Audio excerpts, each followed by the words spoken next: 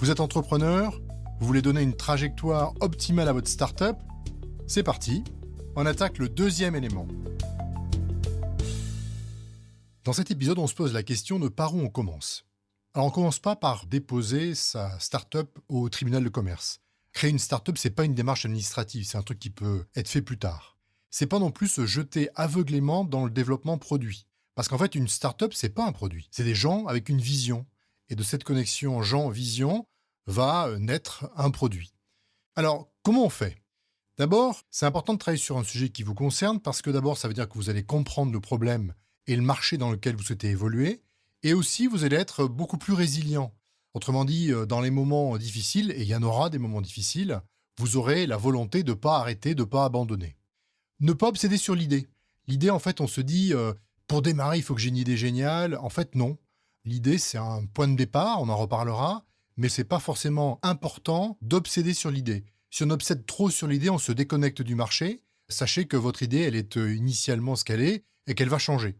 En fait, il y a quelques questions à se poser qui sont importantes. La première, c'est quel est le problème que je veux résoudre? Ça, c'est une question fondamentale. Et là-dessus, il faut d'abord éviter les trucs simplistes. Paul Graham, qui était le fondateur de Y Combinator aux États-Unis, disait « Vivez dans le futur et imaginez ce qui manque ». Ça, c'est pas simpliste, c'est plus intéressant. Ensuite, essayez de trouver un truc évident que personne ne voit. Alors vous allez me dire « T'es gentil, mais si personne ne le voit, c'est que c'est pas évident ». Ben pas forcément, réfléchissez un petit peu. Il y a des moments où vous avez vu des startups et vous vous êtes dit « Mais en fait, pourquoi j'ai pas pensé à ça ?» C'est tellement évident. Et en fait, un truc évident que personne ne voit, c'est extrêmement puissant. Ensuite, ne soyez pas trop obnubilé par la taille du problème. Vous n'êtes pas là à créer des startups en disant « il y a un marché gigantesque, il faut que je l'adresse ». Ce qui est important, c'est plus l'intensité. Parce que mettez-vous en tête que vous allez faire un produit médiocre, fait par 2 ou 3 personnes, et qu'il faut trouver des clients pour acheter ce produit médiocre, fait par 2 ou 3 personnes. Et la seule raison pour laquelle ils vont éventuellement devenir clients, c'est parce que vous réglez une vraie douleur qui a elle-même une vraie intensité. Enfin, regardez évidemment la concurrence. Si ce que vous faites a déjà été fait en mieux, passez votre chemin, faites autre chose. Il est évident qu'il y aura de la concurrence, parce que s'il n'y a pas de concurrence, il n'y a pas de marché. Mais analysez et regardez si vous avez un point de vue différent. Autrement dit, est-ce que votre façon de régler le problème est originale, différenciante, innovante? Est-ce qu'elle a une raison d'exister sur ce marché?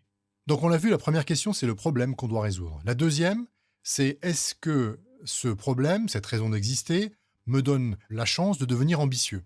Sujet important parce qu'une start-up, c'est forcément un projet ambitieux. C'est forcément un projet qui a vocation à devenir un gros projet. Sinon, c'est ce qu'on appelle un lifestyle business. Et c'est un petit projet qui a sa noblesse, mais qui n'est pas une start-up. Donc, est-ce que ce que vous faites vous donne le droit d'être ambitieux? Et enfin, pour terminer, la vraie question, c'est de se poser la question avec qui vous souhaitez le faire. Parce qu'une start-up, c'est d'abord des gens. C'est une équipe. C'est des compétences complémentaires. C'est des valeurs communes. Le faire seul, c'est possible, mais c'est beaucoup plus difficile que le faire à plusieurs.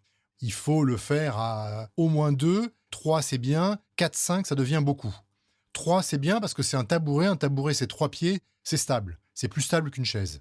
Donc trouver les gens, c'est pas simple, il faut sortir, rencontrer des gens, networker, mais c'est une vraie question qu'on doit se poser. Voilà, en fait, par où commencer? Réfléchissez non pas à créer une start-up au tribunal de commerce ou à avoir l'idée du siècle, mais plutôt à quel problème je veux résoudre, est-ce que je peux être ambitieux avec ce problème-là et avec qui je veux le faire. À bientôt.